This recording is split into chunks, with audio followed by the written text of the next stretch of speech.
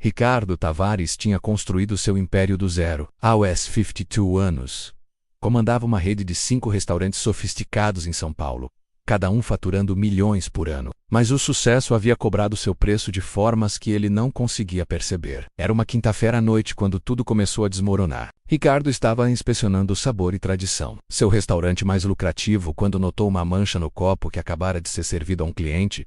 Júlia! Ele chamou a garçonete de 28 anos, que trabalhava ali há 3 anos. Isso é inaceitável. Quanto tempo você precisa para aprender a fazer seu trabalho direito? A voz dele ecoou pelo salão, fazendo outros clientes olharem desconfortavelmente. Júlia ficou vermelha, pegou o copo e murmurou desculpas enquanto corria para a cozinha. Não era a primeira vez. Nas últimas semanas, Ricardo havia se tornado cada vez mais impaciente. Gritava com cozinheiros por temperos, criticava garçons por serem lentos demais. Mandava refazer pratos que estavam perfeitamente bons. Sua esposa, Marina, havia mencionado isso algumas vezes, mas ele descartava como preocupação excessiva. Excelência não aceita mediocridade, ele costumava dizer. O que Ricardo não sabia é que sua pressão arterial estava nas alturas há meses. O estresse crônico, as noites mal dormidas, planejando expansões, a dieta irregular comendo restos de cozinha em horários errados, tudo estava cobrando seu tributo silencioso. Naquela mesma noite, após o incidente com Júlia,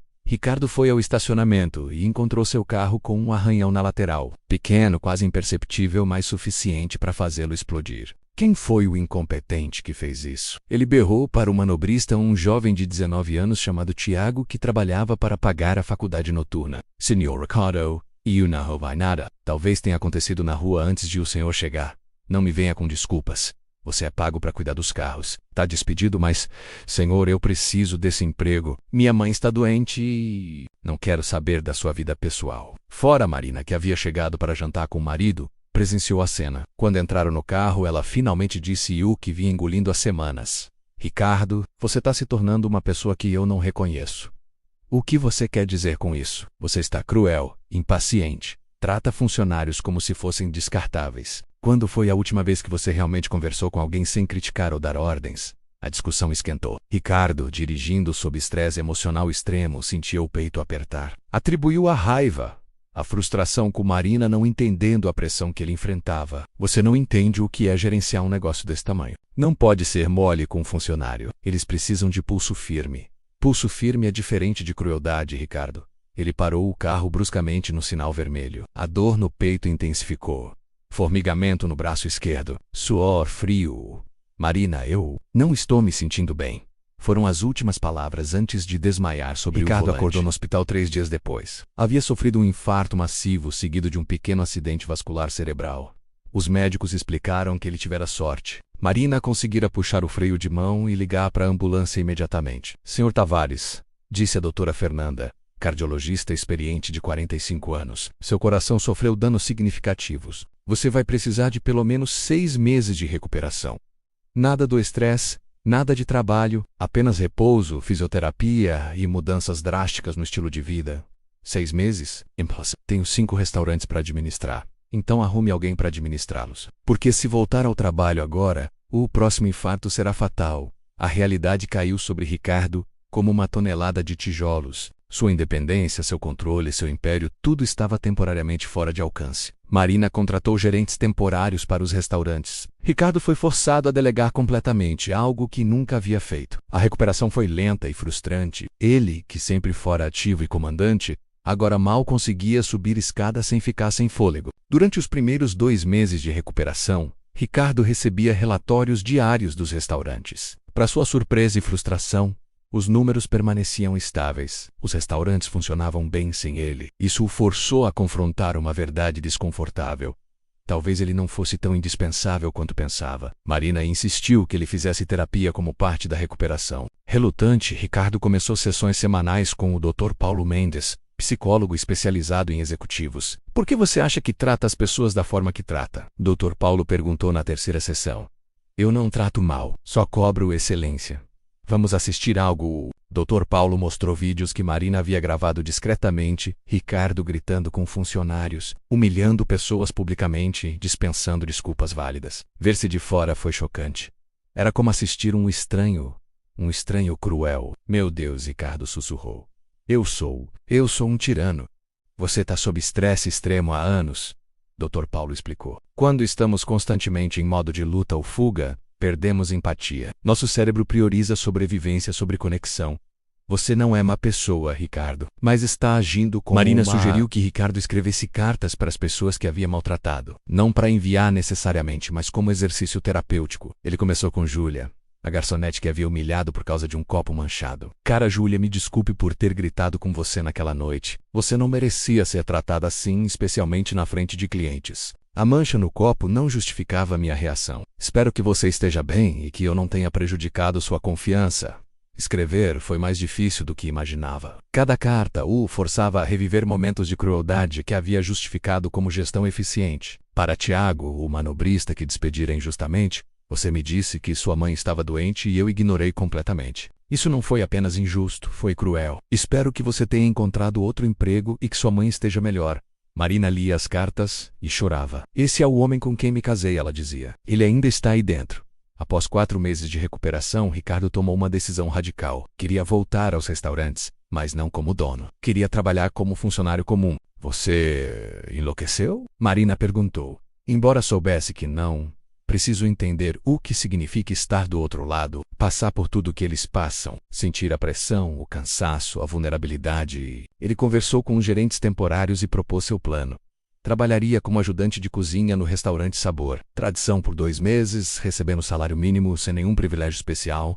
A equipe ficou desconfiada. Muitos acharam que era um teste, uma forma de espioná-los. Mas Ricardo insistiu, e eventualmente concordaram, principalmente porque Marina garantiu que era genuíno. Ricardo chegou às 6 horas da manhã, como todos os outros funcionários de cozinha, vestiu o uniforme branco simples, amarrou o avental e recebeu suas primeiras ordens do chefe André, que costumava receber ordens dele. Você vai começar descascando batatas. Processamos do 30 quilos para o almoço.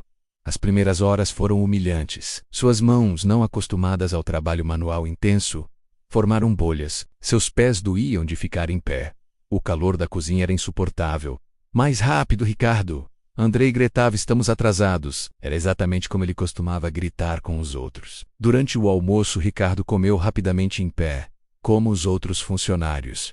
Não havia tempo para sentar. Aos 15 minutos de pausa, precisava voltar ao trabalho. Júlia passou pela cozinha e o reconheceu. Ela parou, claramente desconfortável. Júlia, ele disse baixinho. Posso falar com você 1 minuto? Ela concordou, cautelosa. Quero pedir desculpas pelo que fiz. Foi injustificável e cruel. Você é uma funcionária excelente e eu te tratei horrivelmente. Sinto muito. Júlia piscou, surpresa. Obrigada. Foi difícil naquele dia. Imaginou Q-Sim. E se serve de consolo. Tô aprendendo na pele como é duro. Ela deu um pequeno sorriso. Bem-vindo ao nosso mundo, senhor Ricardo. Nas semanas seguintes, Ricardo descobriu coisas que nunca havia notado. Descobriu que os funcionários trabalhavam horas extras não pagas regularmente, porque sempre falta alguém. Descobriu que muitos pulavam refeições para economizar dinheiro. Descobriu que pequenos erros que ele costumava punir severamente aconteciam porque as pessoas estavam exaustas, não incompetentes. Uma noite, depois de um turno particularmente difícil, Ricardo sentou-se no vestiário com outros funcionários. Carlos, um cozinheiro de 35 anos, estava reclamando sobre dores nas costas. Você já foi ao médico? Ricardo perguntou. E com que dinheiro? O plano de saúde da empresa só cobre o básico. Ortopedista eu teria que pagar particular. Ricardo ficou em silêncio. Ele nunca havia pensado nisso. Tinha plano de saúde premium, mas seus funcionários tinham apenas o mínimo legal. Quanto custaria uma consulta particular? Ele perguntou. Uns R$300. Mais exames, mais fisioterapia se precisar. Vai para mais de 1.000 fácil. É um salário inteiro. Ricardo anotou mentalmente. Quando os 2 meses terminaram e Ricardo voltou oficialmente como dono, convocou uma reunião com todos os funcionários de todos os restaurantes. Eu quero pedir desculpas. Ele começou. Por anos, eu os tratei como recursos, não como pessoas. Gritei, humilhei, cobrei, sem considerar suas circunstâncias. Isso foi errado. O silêncio na sala era absoluto, mas desculpas não são suficientes.